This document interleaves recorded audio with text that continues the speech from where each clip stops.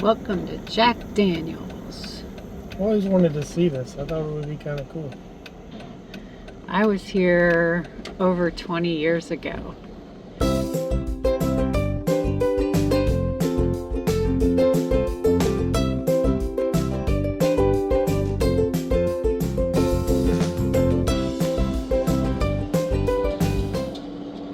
Tennessee Squires. Not sure what that means, Squires.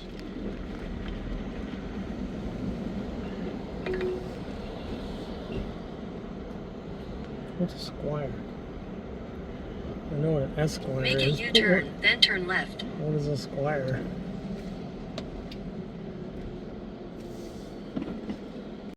Oh, right, so the parking lot over here is full. So they do have an overflow parking lot across the road and buses that will bring you back over.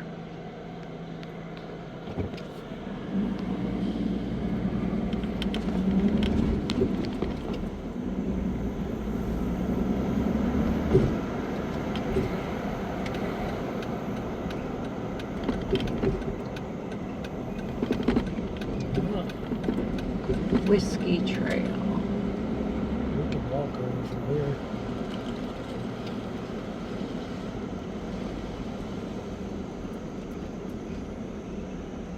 Yes, it's definitely close enough that you could walk back over. Yep.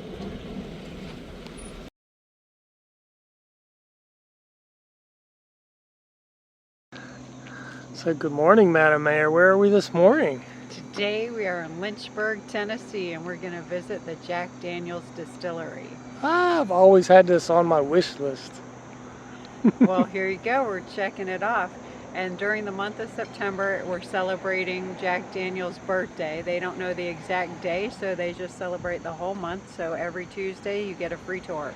Sounds good. Can't wait to see it.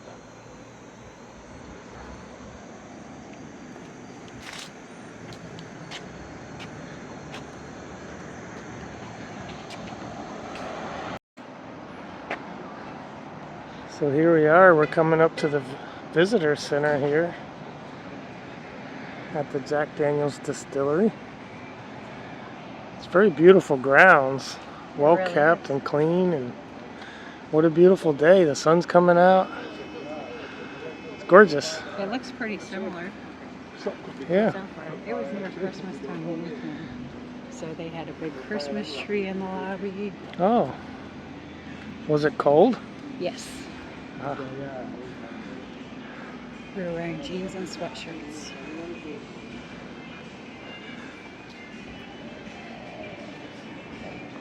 Austin was wearing his Miami Dolphins jacket.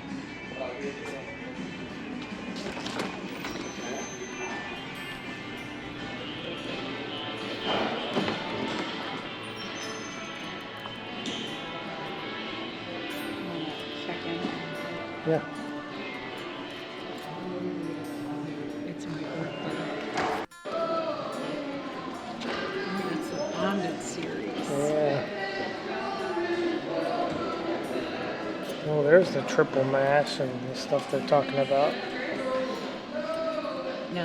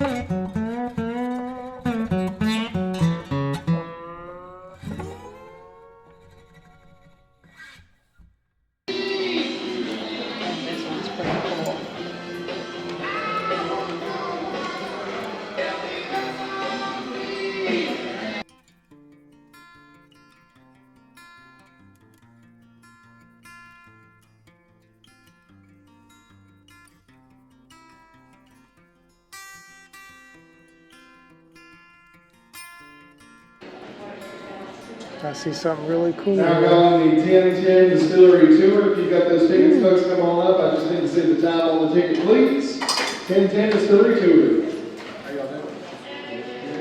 Oh, That's pretty cool. That's what they transported the beer in. yeah, that's neat. So that's the 1010 tour going in. We are the what? 1035 tour. We need some of these. Yeah, that'd be Make a cool. dinner table out of that. Yeah, that'd be nice on the porch, wouldn't it? Yeah. I like this motorcycle back there.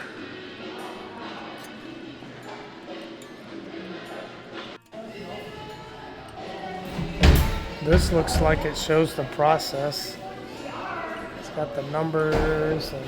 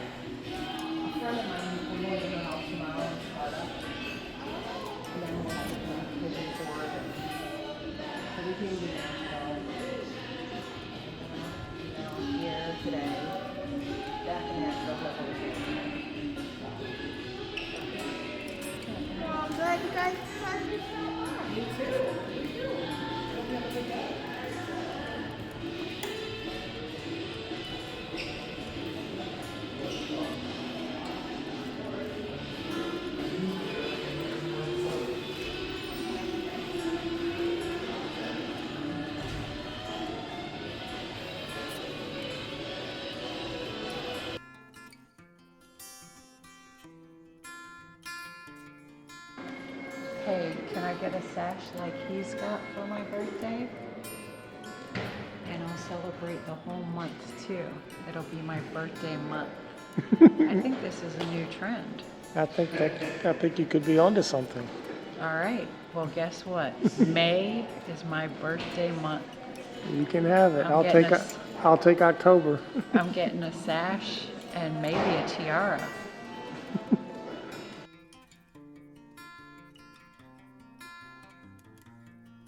Go over a couple of things before we head out on the tour because we're gone for a little over an hour and there's not going to be a restroom stop along the way. So I just like to make sure that everybody's good. There's no restrooms for over an hour. You can't leave the group at any point. We're stuck together. We cover about a half a mile walk and go up and down lots of stairs along the way. So I just like to make sure that the walking and the heights and the stair climbing and all that is comfortable for everybody because I can't leave you alone at any point on the tour. So as long as we're good with that, we're going to get started. There's a bus waiting on us outside. We hop on the bus and take a short ride to the first stop on the tour, and then we'll be walking the rest of the way. As we load the bus, there's going to be a photographer out here to snap a family photo of you and whoever you brought to Lynchburg with you today. So you'll gather up with your people in front of this old barrel truck, and they'll snap your picture. We'll hop on the bus and take a little ride. So y'all follow me right this way.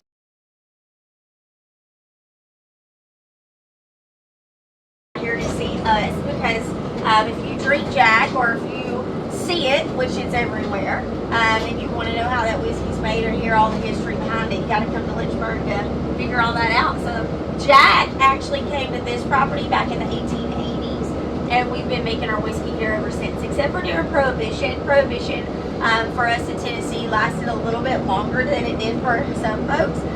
So when Prohibition was over, Jack Daniel's family brought the distillery back to life, and we still make every bit of it here. But the county's been dry since Prohibition, so we don't have bars, we don't have liquor stores. We love that. There's a whole distillery in the backyard, so we're not interested in a bar or liquor store. It's very quiet around here, so it's part of the Lynchburg charm. This is the second smallest county in Tennessee, so nobody really minds that the county's dry. There's somehow some way to get a little whiskey. If you're employed here, you take home a pint bottle of whiskey the first Friday of the month. So Good Friday happens once a month, not once a year. And then we have a bottle shop after the tour, and then we offer tours where you can sample whiskey at the end too. So there's somehow some way to get a little whiskey while you're visiting. This is our home, and here at the distillery we make whiskey and then we barrel it. We store it in these barrel houses, and we also bottle it here too. So there's a lot of whiskey in a dry county. Still dry. Yeah. Well, I guess we're kind of damp because there's this and that, but yes, on paper it's still dry. No bars or liquor stores in the downtown square. Yeah. So if you want to go out and buy some liquor, how far do you got to go? Well, if you want to buy Jack, you can just go over to the gift shop because we have the variety of our whiskeys there. If you're looking for anything other than Jack, well, there's a couple of gas stations here in the county that actually have beer. They started doing that several years ago. So it's still fairly new. They can sell beer at the gas stations. And then in town, at the couple of barbecue places down there and the cigar shop, if y'all are grabbing a bite to eat, you can order beer on the menu. That started about 4 years ago that you can order beer. There's no hard liquor. Is it dry because the community wants it or the mayor wants it or it's just part of the charm. Yeah, and it's quiet. If you're on the downtown square hanging out in Lynchburg at night, you're probably the only one down there because there's not much happening. So yes, definitely part of the Lynchburg charm. When it first went dry, it was because of Prohibition. And then once Prohibition was over, we remained dry because there weren't enough registered voters to do anything about it because it's such a small county, such a tiny little town. And then it just kind of worked out, yeah. But if you did want to go somewhere where you have the variety between beer, tequila, wine, vodka, all the things, you're driving anywhere between about 12 and 15 miles in whatever direction to get into the next county where you can actually sit down and go to a bar or visit a liquor store that has everybody's products over there. Yeah. So not a lot of sobriety checkpoints. No. It's very quiet and calm for the sheriff's department for sure. Alrighty, y'all, this is where we unload and take off walking. Y'all bring all your stuff and watch your step. It's little, but we're sitting on about 3,000 acres total. So we've got 96 barrel houses that are full and active with whiskey in them. Yeah, 96. Yeah, a lot of Jack drinkers out there. I would say a majority of them hold about 22,000. We got about 12 that are about 20,000. And then I'd say probably between 16 and 20 that are just shy of 67,000 barrels. Yeah. So variation in the size is there. But yeah, you're looking at about 1 million gallons of Jack sitting in that one barrel house right there at any time. Yeah. And they're just kind of scattered about. And there's no climate control. It's like a barn. So it gets really hot in there in the summer and then really cool in the winter. So that change in temperature is what's going to allow that white oak to expand and contract. So all of our color and most of our flavor comes from the whiskey barrel. So the whiskey will stay in its barrel in one of those houses about 4 years, sometimes up to 7. Just kind of depends on what Mother Nature's done and what kind of character we're looking for. All right, we're going to head down here. We'll talk more about barrels as we go through the tour. Something that we do here at Jack that you don't see at a ton of distilleries is a process called charcoal mellowing. So mellowing whiskey through charcoal is just a fancy way of saying you slowly drip it 1 drop at a time. So we take hard sugar maple that's within about 80 miles of Lynchburg, and we burn the sugar maple down into charcoal like an ancient Brita filter, and we use that to filter our whiskey. So it's going to remove fatty acid and corn oil and bitterness from the grain. It's slowly filtering the whiskey as it passes through, and that's where your Tennessee whiskey is different from bourbon whiskey. So bourbon whiskeys don't go through the sugar maple charcoal filter, where Tennessee whiskeys do. So we do all the things required of a fine bourbon, and then we go one extra step and filter it through that sugar maple. And that's the way they made whiskey around here back in the day. So back to the county again. This is Moore County. Lincoln County is about 4 miles back in this direction, just south of us. And back in Jack's day, he was born and raised in Lincoln County, right down the road here. And as a young boy, he learned how to make whiskey, and that's the way whiskey was made around here. So what we now know is charcoal mellowing. They called it the Lincoln County process back in the day.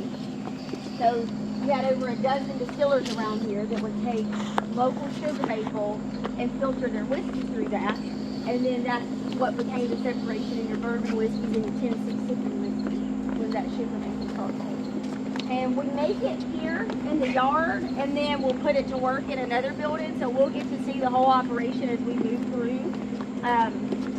But the sugar maple charcoal is burned only a couple of times a week, so sometimes we catch them doing a burn, sometimes we don't. Just like with your charcoal filters at home, like a Brita filter or maybe an air filter, you only replace it when it's not doing the job. So it's not necessary for us to burn all the time. But when it comes time to burn, they'll stack the sugar maple under the hoods. They'll light it up on fire and then let it burn for about an hour and a half to make some charcoal. So we'll get a little bit closer and watch a time-lapse video on how all that works. Y'all follow me down.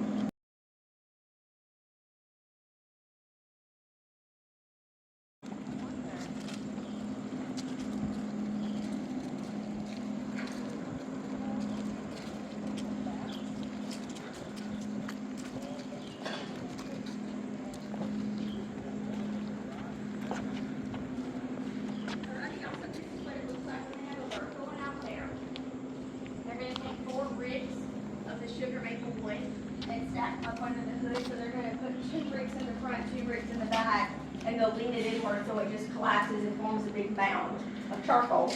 So the sugar maple charcoal is going to look something like this when they put the fire out. They want it to be between the size of a large grape or a golf ball. Yeah, and you can smell it. It doesn't have any kind of taste or smell. We use whiskey to start the fire. We use water to put it out because we don't want that charcoal to have a gasoline or lighter fluid type taste or smell about it. So 140 proof white lightning, basically like moonshine, straight off the whiskey still, is what we use to get the fire going. And then we use water to put it out. Tricky part about the job they do is putting the right amount of water on the fire at the perfect time. If they wait too late, they have ashes. If they do it too quickly, they have wet wood. So Darren and Tracy, the guys that work out here, they've done it for over 20 years. They know exactly when they get out there with their water hoses and start putting that fire out. So it does take about an hour and a half to burn the sugar maple, about another half hour to get the fire out. And then once the charcoal has cooled, they'll take it into the shed over here beside us and grind it. I'll put it over here. They're going to grind it up so it's very small, because in order for us to pack that sugar maple charcoal 10 feet deep and allow our whiskey to drip or mellow through it, it needs to be really small and it all needs to be the same size. So there's a machine inside the shed next door that grinds that sugar maple down about the consistency of a pea or a pellet. So it's going to be very tiny like this. We're going to crush it up so it's nice and small. We pack it 10 feet deep and allow our whiskey to drip through a drop at a time. So that takes about 16 hours for a drop of whiskey to go through that sugar maple. In doing it so slowly, we're going to make sure that we remove the fatty acid, corn oil from all the corn we've used, and then any bitterness from the grain that we've used along the way. So we'll get to talk more about it later on when we go through that particular building. So it's 10 feet deep, the charcoal? It should filter out. Normally we can get about 10 or 12 months out of the charcoal. Okay. It just takes a while for it to get so saturated that it just can't work the way we want it to. So does it, so when you don't add any charcoal to it, you just clean the whole thing out, start? Take it all out, yep. And then when they go in to remove it, now it's in these big 14-foot containers. So they have a big vacuum truck that they'll drive around to the back of that building, drop that hose in there and start vacuuming all that charcoal out. All the old charcoal is going to be shipped out to a couple of different vendors that packages jack charcoal for your grill. So you can barbecue grill, use it on the grill whenever we're done with it here. So. And how many like charcoal filtering plants do you have? It's just one? Well, we have one big building, but it has 70 charcoal containers inside. So they have 70 containers to maintain.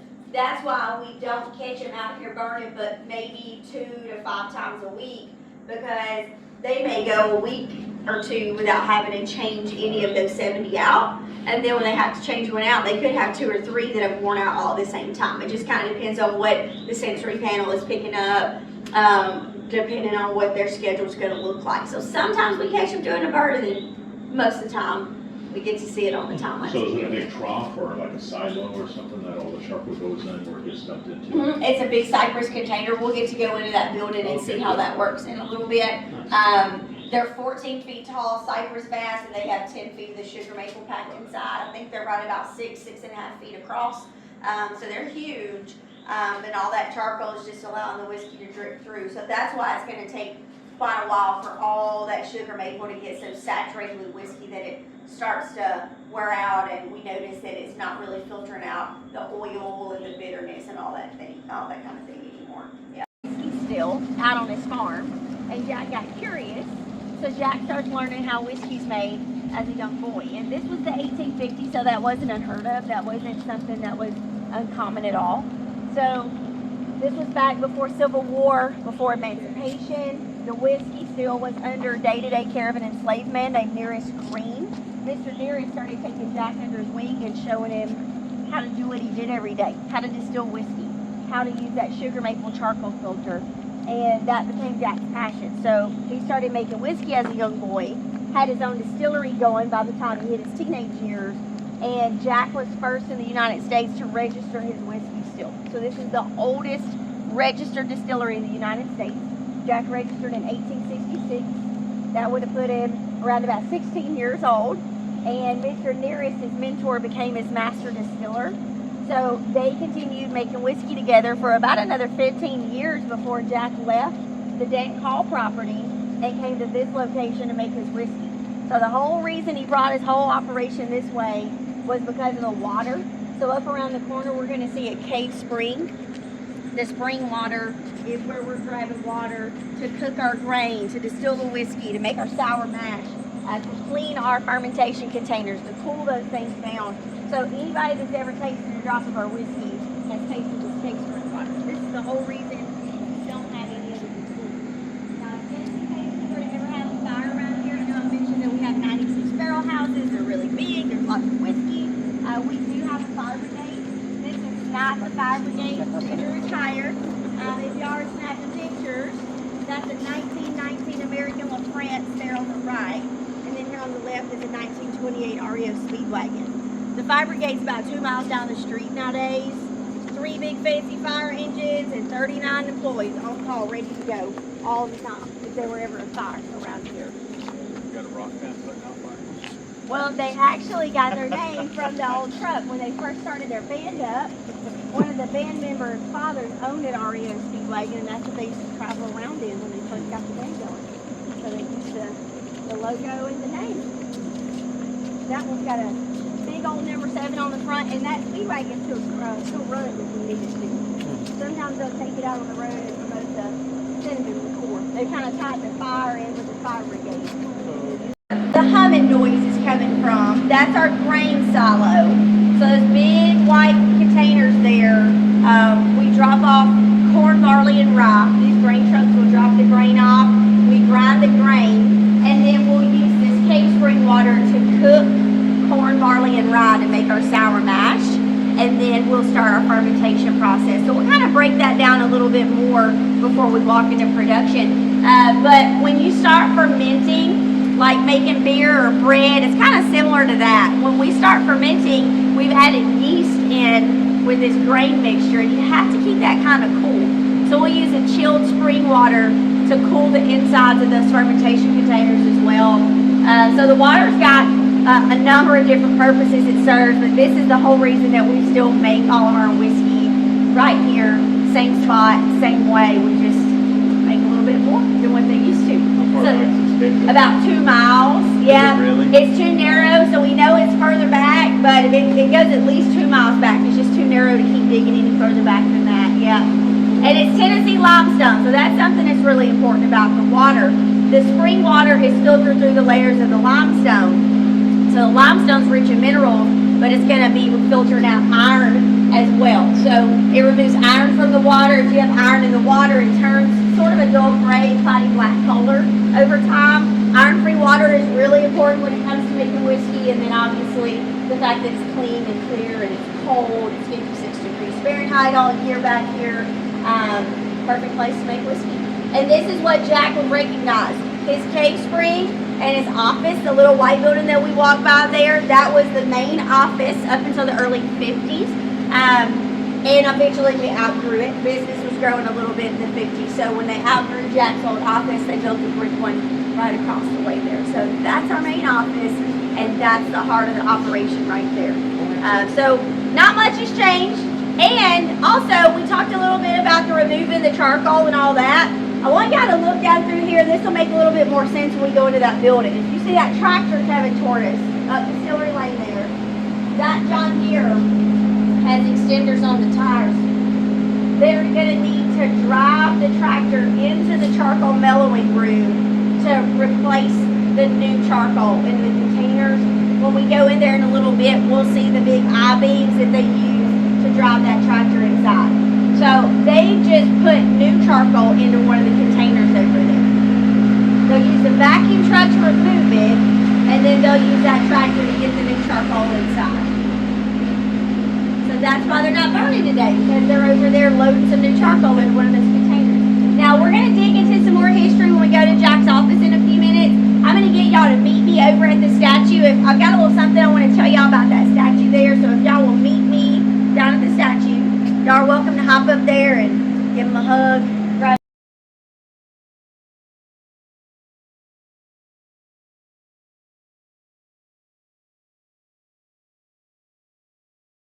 So yeah, Jack would have been right about where the mustache meets the nose there. That's about 5'8.5" inches tall. The sculptor decided that the statue should be larger than life because Jack had a big personality. He was a larger than life kind of guy. Jack got his distillery going when he was really young, so started learning how to make whiskey before he became a teenager.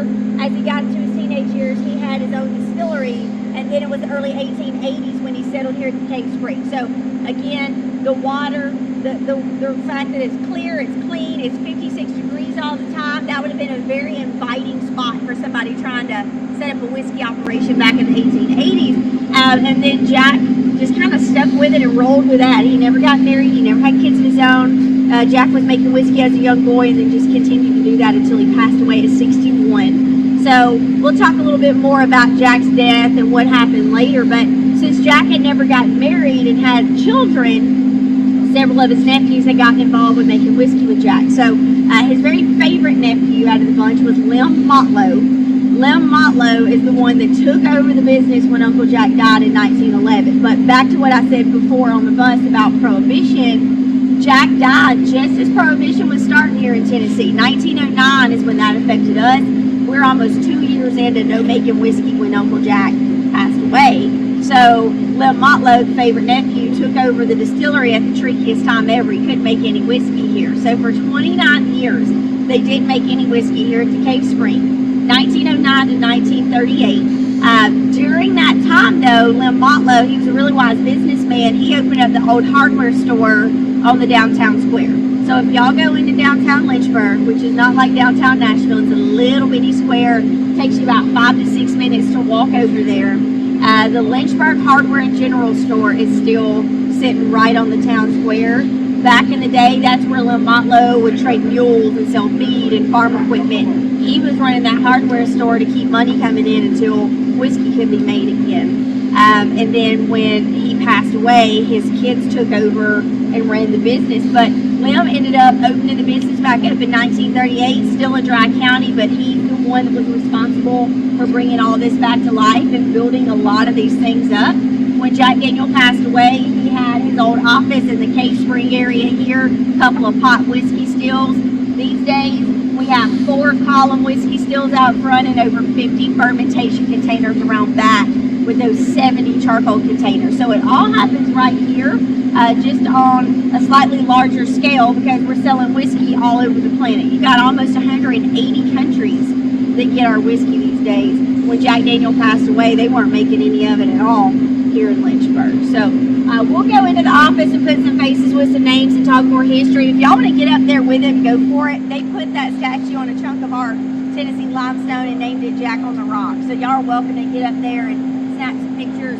When y'all start coming down, be easy. Did she just say all over the planet? Yeah.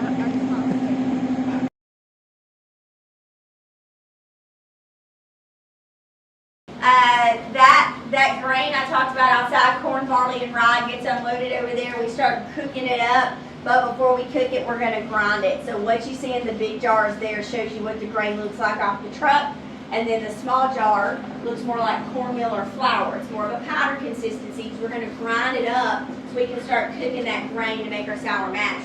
That was Jack's motto there, hanging above all the grain. Every day we make it, we'll make it the best we can.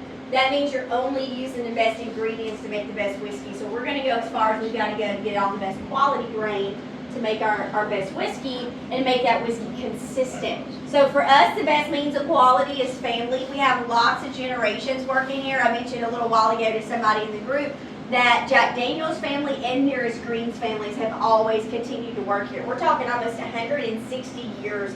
Those two families are still making whiskey together, generation and generation. We've had fewer than 10 master distillers in our history. Mr. Jack's first master distiller was Nearest Green.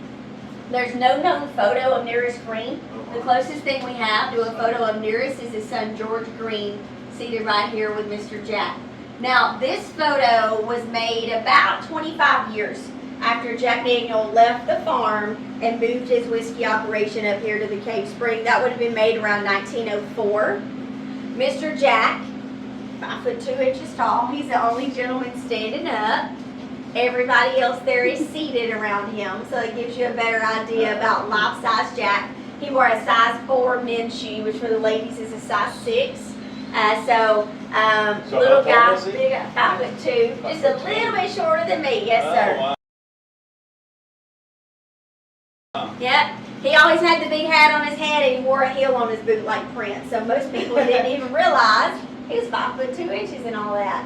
So Jack and George continued to make whiskey here, and then when they passed on, they just passed it through their families generation to generation. Eventually, one of Jack Daniel's nephews became a distiller. His name was Jess Motlow. His big brother, Lem Motlow, is the one I mentioned outside. Lem, his older brother, is the one that ran the business after Jack passed on. And then Lem Tolley, Jess Gamble, Frank Bobo, Jimmy Bedford, Jeff Arnett, and now Chris Fletcher. Now, Chris Fletcher, he's been the distiller since 2020. His granddaddy was Frank Bobo, so he sits at his granddaddy's old desk in his old office, right next door in the main office. So, like I said, lots of generations. These days we have almost 800 employees. I'd say probably about half of the employees are by blood or by marriage related to one of those two families there. Yeah, lots of generations here. So Bobo like a restaurant? Yes, you'll have reservations over there today. Okay, so is that your first time? Okay, so Miss Mary Bobo's boarding house, actually some more connections there. Miss Mary Bobo would have been great aunt to Frank, and then Miss Mary Bobo's sister, Ophelia, was married to Lem Motlow, the nephew that ran the business. So lots of family connections, and you'll notice all the rooms over there when they go to call you to come to your dining room. You'll follow your host or hostess to your room. All the rooms have names across the top. And most of those names are just last names that you hear all over Lynchburg. They may not be Daniel, but they'll be Evans or Bobo or Motlow or Fanning or Tolley. So you'll get to hear a lot of history. So if y'all do have reservations at Bobo's as well, or if you didn't get reservations, I'll call and check. You'll have a host or hostess that sits at the dinner table with you.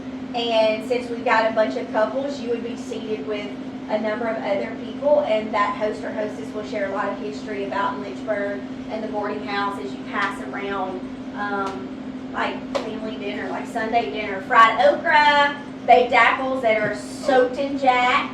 They do that every day, and then they switch the other menu pieces up. But you'll have a good dessert. If they have whipped topping on anything, it's also got whiskey in it. So Lynchburg only had like 3 giant families. They don't marry everybody or what? Well, yeah, a little bit. Now, because there were lots of, like Jack was the baby of 10. And then when his mother passed on and his father remarried, supposedly he and his stepmother not getting along was the reason he actually went and lived on the neighbor's farm. There were 3 more children that came after him, so 3 half siblings. So he came from a huge household, so he had lots of nieces and nephews. So a lot of Jack's direct relatives don't even have his last name because there were some sisters and like the Motlow brothers, Jess, who was the distiller, and then Lem, who became the one that ran the business, who was the proprietor. Their mama was Jack's sister. So there are lots of very close family connections that don't have the Daniel last name because he had so many siblings but no kids of his own. Yeah. So lots of family connections around here. Very small town for sure. All right, y'all. Who are you related to? Nobody that I know of. I told you I was born and raised. I literally was born and raised like 3 lots over from where Jack learned to make whiskey on the county line down there. But my granddaddy says I'm not related at all. July, he was inviting everybody to come out to the White Rabbit and the Red Dog to enjoy the saloons, but also the band would be out on the square playing music. So he supplied the uniforms and the instruments. And there's Mr. Jack right there above the mantle, Jasper Newton Daniel. Jack was his nickname. Now, again, no wife, no children, so the gentleman hanging above the roll top, that was Lim Motlow. That was the nephew that ended up taking the business over. He got us through Prohibition, thank goodness for him. Now, he died in 1947 and left the business behind to his 4 boys. These are the Motlow brothers here. So Miss Mary Bobo would have been their aunt. So the Motlow brothers there, they took over in 47 when their daddy died, and in 1956 we'd seen a ton of growth. Brown Foreman up in Louisville, Kentucky bought the distillery from the boys, and they're still the parent company to this very day. So that was the last of the family to hold the reins here. Now when Jack died in 1911, he had a bad infection that ended up taking his life. It was blood poisoning that killed him. Jack was not the one that would get into work early in the morning. That was not the way the day would work out for him. He had 2 saloons.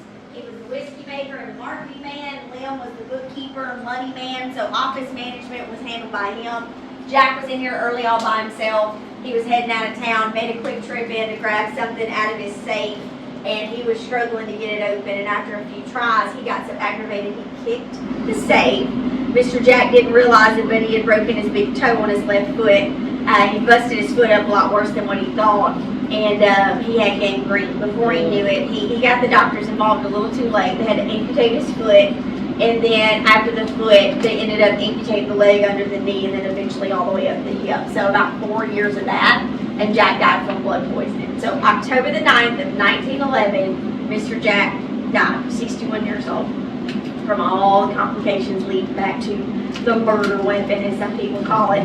They call it the killer safe. Yeah, that's the original safe. His hot little temper started his problems, so people love to blame the safe there, but that is the infamous safe that's always been in that same little dusty spot there. It still works. Still works. Now I've seen it open about 5 times, and every time it took right about 30 minutes to get that thing open. It's a tough one. There's only $1 in there anymore, but there used to be lots of important things in there, I'm sure. Now, we're going to head up to the still house next. It sounds kind of quiet out here. Looks like they have some sort of maintenance that they're doing. Normally it would be really noisy. We would hear a lot of whining from the whiskey stills, so they may not have the whiskey stills running at the moment. But we're still going to go in and check it out. I like to kind of wrap your head around what we're going to see in here, because it's going to probably be a little hot. Sometimes it's kind of noisy in there. We're stepping into production, so you cannot use any type of electronic. No cameras, no cell phones, none of that while we're pushing through.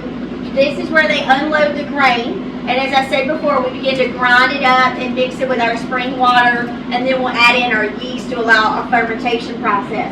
The brick building around back is where we'll ferment the sour mash. That takes about 4 days. The yeast is going to start eating away at the grain, attacking the sugar, converting it to alcohol. So it's kind of like a high-proof beer. We're going to feed all that sour mash into the tops of our whiskey stills. So the tower across the street has 4 copper column whiskey stills inside. They're 40 feet tall. As the mash goes up through the top, hot steam rolls up from below, and that steam will begin to separate the mash and the alcohol. That alcohol vapor rises up and will capture, cool it, and condense it. So it comes rolling in crystal clear, like what we talked about before. It's basically like moonshine. It's 70% alcohol. It hasn't go through the sugar maple charcoal filter yet at that point. So we're going to make our way into the charcoal area and check that out as well. We are stepping into this in reverse order. This building was built for making whiskey, not for my tour to make any sense at all. So we're going to see those big whiskey stills, then we'll push through the fermentation area. And once we get back out to the fresh air where there's not so much noise, we can answer questions if something's not making sense or if it's all kind of confusing. This is where we start climbing some stairs. Everybody good with the heights? I can't leave you outside. Okay? Y'all just remember no cameras or cell phones once we get to the top step up here, okay?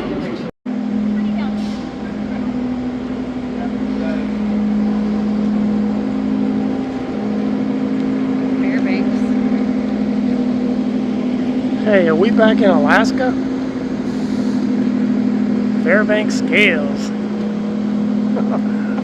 I'm a little confused. I thought we were in Tennessee. It doesn't feel like Alaska here. No. Still house.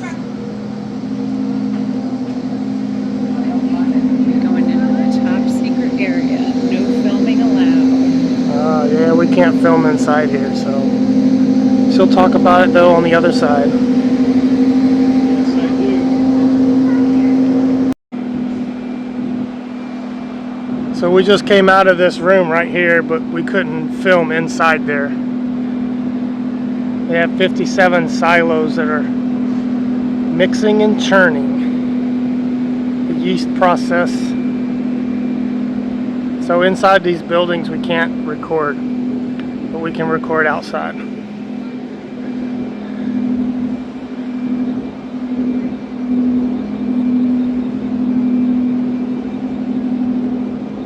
It's so massive.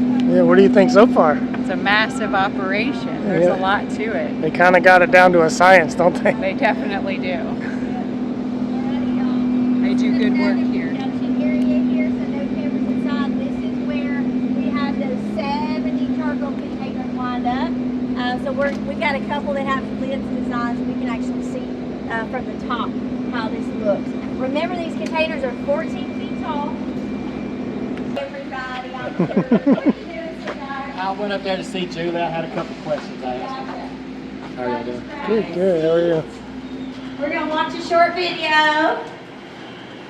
Video in your hands, okay? Yes. Okay.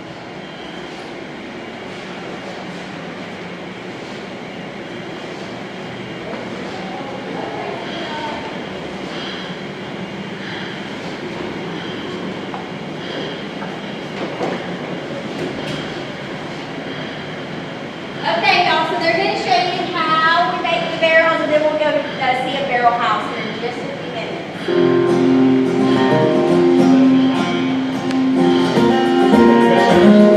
Here at Jack Daniels, we don't put our whiskey in barrels. We entrust it to you. You see, a good barrel is more than a container for the whiskey. It's an ingredient. All the whiskey's color and a good part of its flavor are drawn from the barrel. That's why we go to the extra effort to make our own, crafted from American white oak. The rough staves are cut from the trunk and left to season in the open air. The simple seasoning of the wood prepares the oak to contribute to the character of the whiskey. Next, the staves are carefully planed, cupped on one side, and the joints cut at a slight angle. Now the stake here in the barrel will lead, giving the angels more than their fair share. Now the staves go on to the barrel raisers. Yep, barrels are raised, not built. The cooper fits together by hand staves of different widths, like puzzle pieces, 33 staves to the barrel. A seasoned barrel maker will raise 250 barrels a day. Now it's time for toasting. The crucial GPS step signal in lost. the barrel that will impart the greatest flavor. Toasting releases most of the flavor locked inside the wood, such as our distinctive vanilla accent. Our barrel is now ready for the roar of the charred home's flame. As it passes through the fire, the natural sugar in the wood caramelizes. More flavor for the whiskey to draw from. Finally, a craftsman prepares the barrel for its end. The hoops are put on.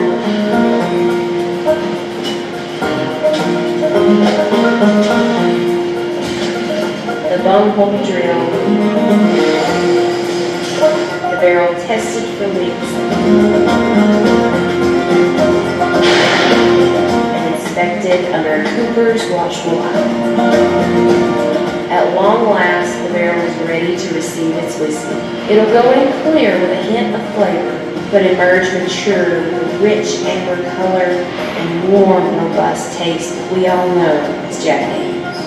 We believe the barrel is so important to the quality and maturity of the whiskey that we go to the added expense of making our own.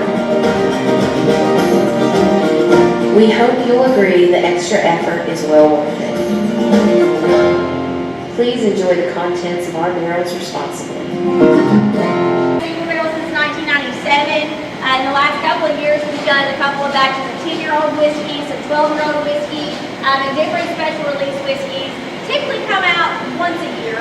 So when we do whiskeys like that, we bottle it on the small bottling line. You'll notice there's a lot of slow motion bottling. There's lots of hand labeling. Single barrel whiskey gets a hand labeled neckband that tells you what barrel your whiskey came from and what day it got bottled. That's the type of whiskey we do right here. So we're going to take a walk through and watch the little bottling going on. This is where they get the neck label placed on their back end.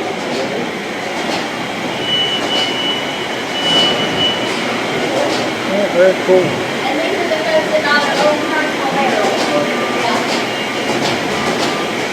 I think just about every distillery kind of does that. Now, if they have a red number 7, that's 7 additional barrels. Now, we've done this program since 1998, so they've had time to run out, come back. But yeah, so if they have a plaque, that means they bought their own personal barrel or single barrel. They can all be additional.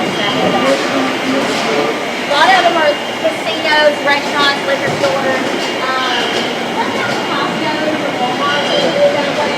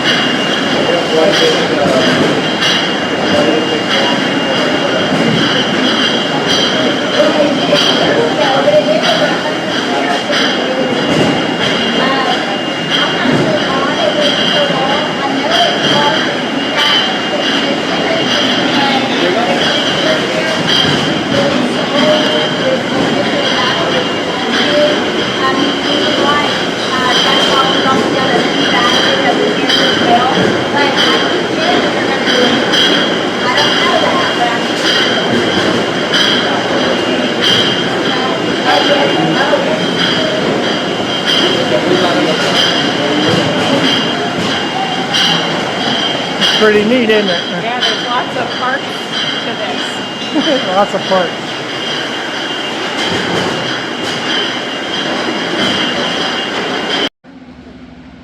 So we just came out of the bottling building.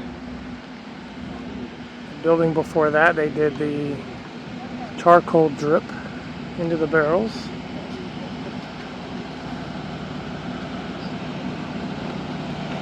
Such beautiful grounds. Oh, the grounds are gorgeous. This could be a park by itself.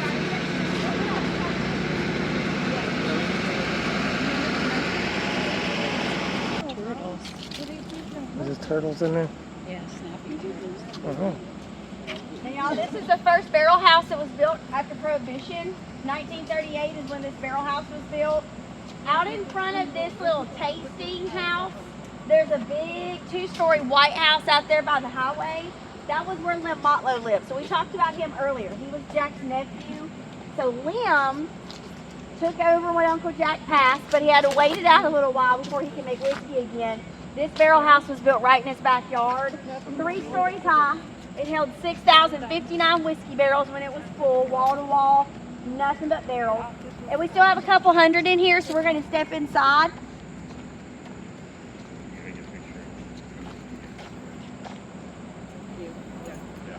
Now this barrel house was dedicated to Mr. George Green in 2021. We talked a lot about Jack and Nearest relationship earlier. George Green was Nearest's son. He was the first of Nearest's family to be here when they relocated and made whiskey here at the Cave Spring. So from George Green to present day, these are all of Nearest's descendants that have continued to work here at the distillery. Now coming in, we can't use cameras or cell phones or any electronics. So I have to tuck all that stuff away. Y'all just walk slow and breathe deep. That's the angel share. that leakage and evaporation I mentioned a minute ago. Yeah, good. Lots of it's going to start to seep out and evaporate. These two, you're welcome. These two are a part of an experimental series of whiskey we started back in 2018. Each year we try to do 2 different recipes, but we make them in such small batches that we can only distribute to Tennessee while those supplies last. So once that one's gone, it's gone for good. But this one is our old number 7 recipe that's been finished off in a Spanish sherry wine cask. Oh. And then the other one is our rye recipe in that bottle over there. And it's been finished off in 2 separate charred oak barrels. Oh. Very interesting. Which one do you like better? I'm not a big rye fan, so I tend to go with the old 7. Oh, okay. Very cool.